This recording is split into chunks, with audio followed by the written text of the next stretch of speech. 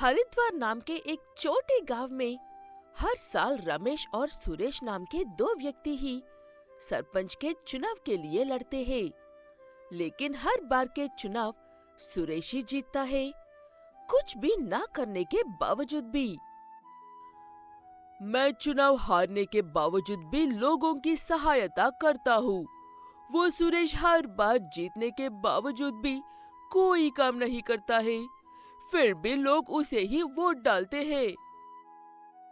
लोगों को मीठी मीठी बातें और जेब में पैसे रखने वाले चाहिए रमेश, जो तुम कर नहीं पाते हो। लेकिन तुम चिंता मत करो, इस सुरेश नहीं जीतेगा। ऐसे कहते हुए रमेश का दोस्त महेश उसे उसकी जगह पर किसी और को चुनाव में खड़ा करने को कहता है, जो रमेश से ज्यादा समझदार और होशियार हो। रमेश कहता है कि उन्हें ऐसा शख्स कहाँ पर मिलेगा। तब महेश, शख्स नहीं शख्सियत कहो, उसके दिमाग का कोई मुकाबला नहीं कर सकता है।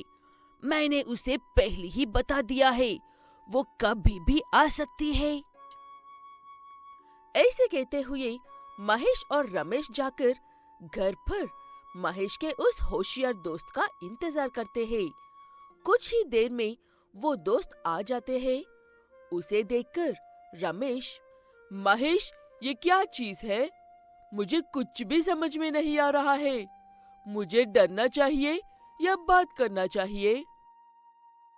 तुम्हें डरने की कोई जरूरत नहीं है रमेश।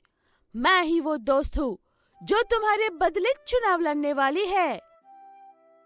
रमेश उसे चुनाव में ठहरने से मना कर देता है और जीता या हारे वही चुनाव लड़ेगा कहता है। मेरे भाई, ये जंगल नहीं, इंसानों की बस्ती है, इसलिए कह रहा हूँ, बेइज्जती करवाने से अच्छे अभी से पीछे हट जाओ। तुम मेरी बेइज्जती कर रहे हो? अब तो इस चुनाव में सिर्फ खड़े होने से काम नहीं चलने वाला है। मुझे इस चुनाव में जीत कर ही दिखाना होगा। ऐसे कहते हुए वो गेंडा और महेश पूरे गांव में प्रचार करते हुए फिरते हैं और मीटिंग्स लगाकर उन्हें वोट डालने को कहते हैं।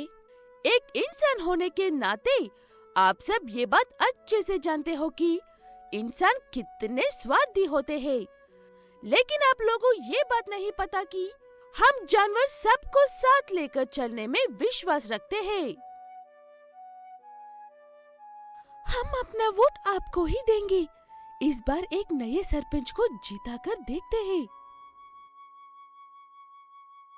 सही कह रही हो, ये तो उन दोनों से ज्यादा समझदार और पढ़े लिखे लग रही है।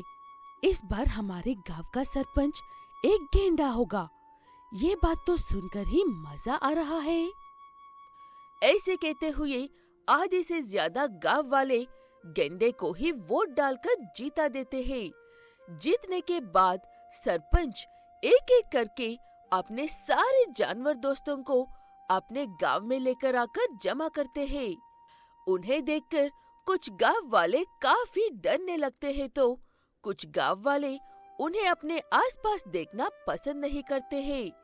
इस वजह से उन जानवरों और इंसानों की आपस में हमेशा लड़ाई होती है और हर बार उन्हें सरपंच को ही रोकना पड़ता है।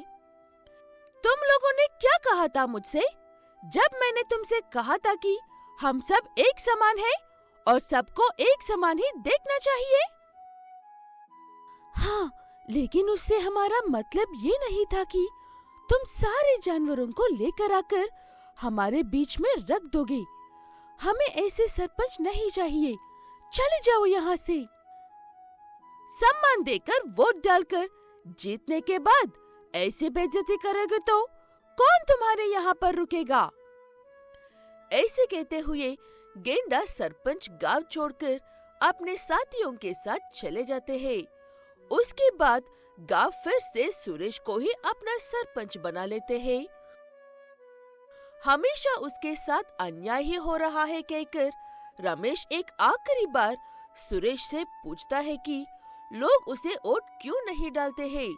तब सुरेश रमेश से, उन्होंने बिना सोचे एक गंदे को सरपंच बना दिया। सिर्फ उसकी बातें सुनकर लोगों को यही तो चाहिए, चार मीठे शब्द।